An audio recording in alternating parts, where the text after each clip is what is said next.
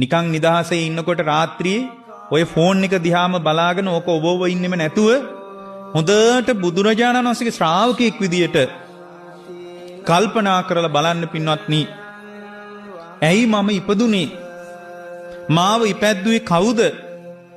මාව ඉපැද්දවපු හේතු මොනවද කියලා බලනකොට පින්වත්නි බුදුරජාණන් වහන්සේගේ ධර්මයමයි පේන්නේ. ඇයි අපි ඉපදුනේ? ඉපදුනේ පින්වත්නි පෙර කර්ම සංස්කාර ගොඩනැගිච්ච නිසාමයි. පෙර කර්ම සංස්කාර ගොඩනැගුණු නිසාමයි අපි ඉපදිලා තියෙන්නේ. මොකද මේ අපේ අතින් කර්ම රැස් වෙලා තියෙන්නේ? කවුරු හරි බල කරලාද?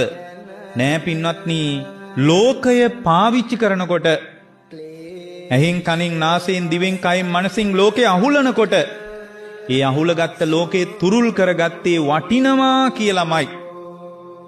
ලෝකේ නම් වටිනවා, මේක නම් අතාරින්න බෑ, මේක නම් මගේමයි, මා තුල මේක පවත්තන්න ඕන කියලා වටිනාකමකින්මයි පින්වත්නි අපි ලෝකේ තුරුල් කරගෙන තියෙන්නේ. ඇයි මට එච්චර වටිනාකම් පේන්නේ? බලන්න පින්වත්නි, සාමාන්‍ය මිනිස්සෙකුට වටිනාකම පේන්නේ නැති, වටිනාකම පේනකොට භික්ෂුවකට වටිනාකම එච්චර පේන්නේ නැහැ. භික්ෂුවකට වටිනාකම පේන්නේ නැහැ. අපි බයයි ලෝකේ වටිනාකම අයින් වුණොත්, අපිට හරි බයක් තියෙනවා ලෝකේ වටිනාකම අයින් වුණොත් ජීවිතේ අභියෝගයට ලක් වෙයි කියලා අපිට බයක් තියෙනවා. පින්වත්නි, වටිනාකම නොපෙනෙන තරමට ජීවිතේ සැහැල්ලු වෙනවා. වටිනාකම පේන ප්‍රමාණය වැඩි වෙන්න පින්වත්නි ඒ ශ්‍රාවකයා තුල අභ්‍යන්තරික පීඩාව හරිම වැඩි. අද මිනිස්සු පීඩාවෙන් ඉන්නේ.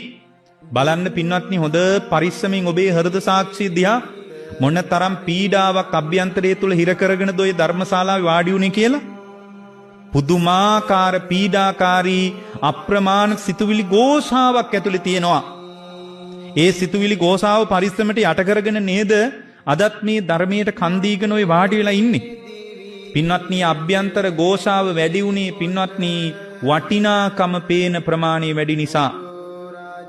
ඇත්තටම මිනිස්සු ලෝකයට වටිනාකම් දෙන්නේ ලෝකේ වටින නිසාම නෙවෙයි. ලෝකේ වටිනවා කියලා යාට සිතුවිලි ගලන නිසා. ලෝකේ වටිනාකම් තියෙන නිසාම නෙමෙයි මිනිස්සු ලෝකේ දිහා හැරිලා බලන්නේ.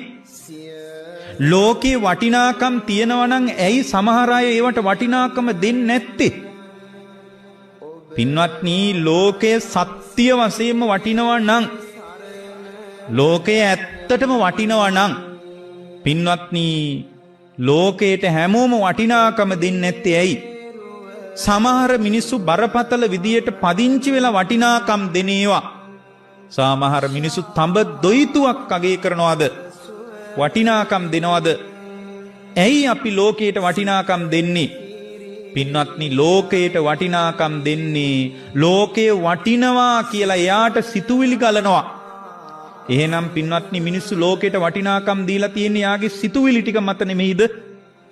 එයාගේ සිතුවිලි ටික ඇතුලේ පින්වත්නි තමන්ව අවුල් කරලා තියෙන්නේ තමන්ගේ සිතුවිලිමයි. තමන්ව අවුල් කරලා නෑ වෙන කිසි දෙයක්. තමන්ගේ සිතුවිලි ටිකමයි තමන්ව වනසමින් ඉන්නේ. ලෝකයේ ඔබව අවුල් කරන කිසි පුද්ගලයෙක් කෙනෙක් දෙයක් නෑ පින්වත්නි. තමා තුල ගොඩනැගෙන සිතුවිලි ටිකම තමන්ව අමාරුවේ වට්ටමින් ඉන්න වෙලාවකයි